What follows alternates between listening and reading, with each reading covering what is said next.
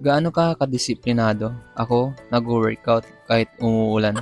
Pasma talaga abot natin dito. So bago ko nga ikwento lahat ng nangyari, ayun, pagkagising nga natin ng umaga, nagtimpla muna tayo ng kape. So tinimpla natin yung black coffee natin, yung stick lang, tapos nilagyan natin ng maskubado. Habang nagkakape pala tayo, ayun, nagde-decide ako kung mag-workout ako o hindi. Dahil nga umuulan. Pero may parte na hindi naman naulan kaya ayun, nag-decide ako na mag-workout na lang.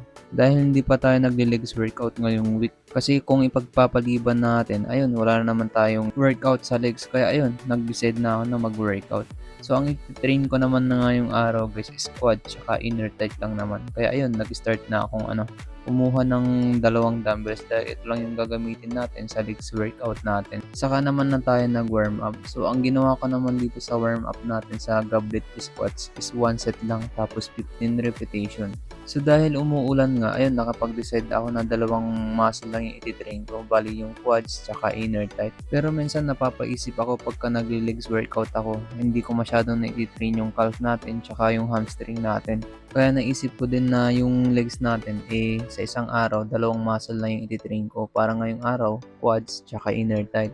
Tapos sa susunod na araw, yung calf tsaka yung hamstring natin para ma-focus talaga natin yung legs natin. Pero ayun, dapat magkasunod na araw yon. Pero hindi ko alam kung magandang idea yun. Pero ayun, susubukan natin yung ganong program. Tignan natin kung gagana sa legs natin. Medyo nahihirapan din kasi tayo mag-legs workout dito sa concrete gym natin, lalo na mga pre-weights lang yung ginagamit natin. Kasi pag tinitrain ko lahat ng muscle ko dyan sa legs sa isang araw, ayun, medyo nangangalay yung kamay natin. Kasi yung kamay din natin pumipersa. Hindi tulad sa gym, pag nag-legs workout doon, legs lang yung gagalaw. Kasi nga, may mga machine dun. Kasi minsan, pag nararamdaman ko yung kamay ko nangangalay na, para akong kinukuryente. Lalo na pag medyo pagod na tayo. At ang ginawa ko pala dun sa goblet squats, saka dito sa sumo deadlift, is stick pa 5 sets, tapos 12 repetition.